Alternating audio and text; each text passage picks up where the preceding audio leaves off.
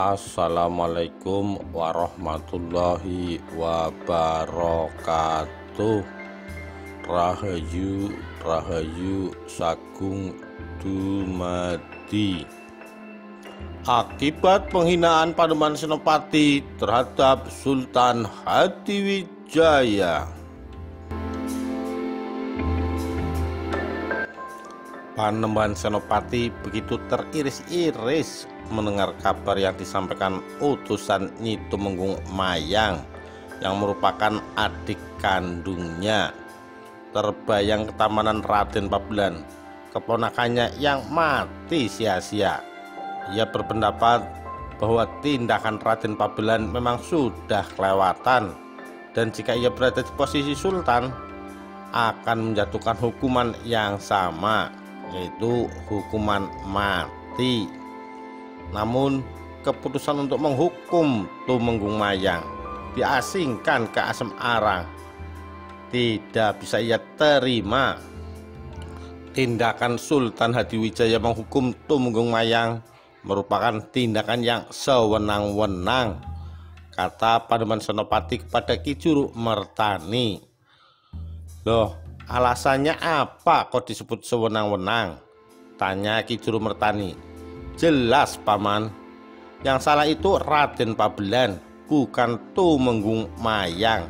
Ingatkah paman, ketika hamba mencintai calon selir sultan, toh Kanjeng Sultan bisa demikian arif. Selain hamba tidak dihukum, ayahanda pun sama sekali tidak dihukum. Kenapa sekarang berbeda? Jelas ini tindakan sewenang-wenang, kata Panembahan Senopati.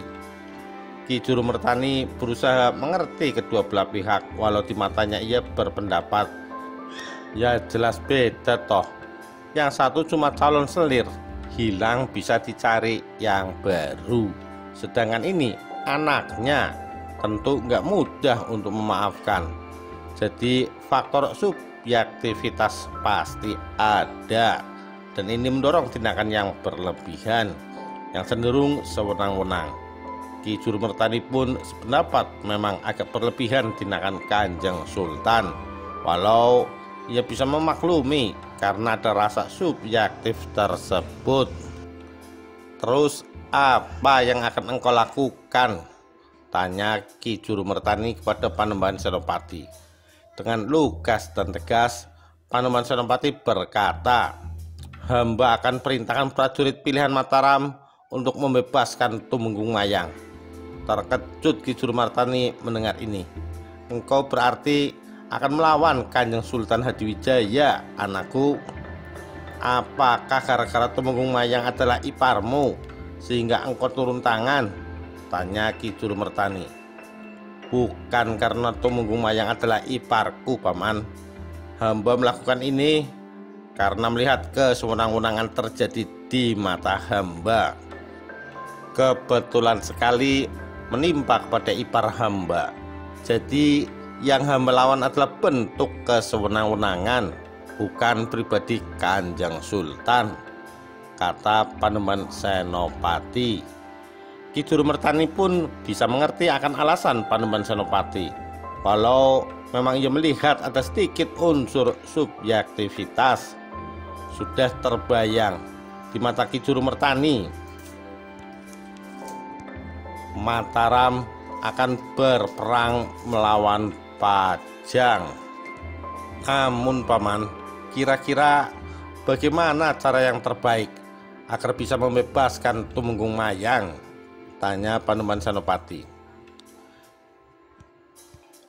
Tidak percuma memang Ki Juru Mertani didaulat sebagai ahli strategi, melebihi panglima perang manapun.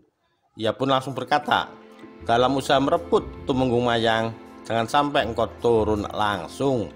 Gunakan kekuatan Kedu dan Begelan untuk merebut Tumenggung Mayang, sekaligus bisa mengetahui kesetiaan mereka kepadamu. Dalam usaha merebut, jangan mempergunakan tanda pengenal Mataram, Kedu ataupun Bagelan.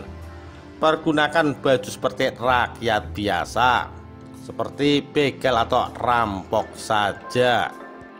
Panembahan Senopati pun merasa puas atas strategi yang dikemukakan oleh Ki Juru Mertani. Namun demikian anakku, cepat atau lambat Pajang akan mengetahui hal ini. Pajang akan mengempur Kedut dan Bagelan. Apa yang akan engkau lakukan anakku? Tanya Ki Juru Mertani. Panembahan Senopati pun berkata tegas, hamba akan membela Kedut dan Bagelan. Seluruh kekuatan Mataram akan melindungi Kedut dan Bagelan. Jelas sudah, masalah perang antara Mataram melawan Pajang cuma masalah waktu saja. Ki Juru Mertani masih teringat kepada permintaan terakhir Kakanda Kyai Ageng Pemanahan untuk selalu menjaga anaknya Panembahan Senopati.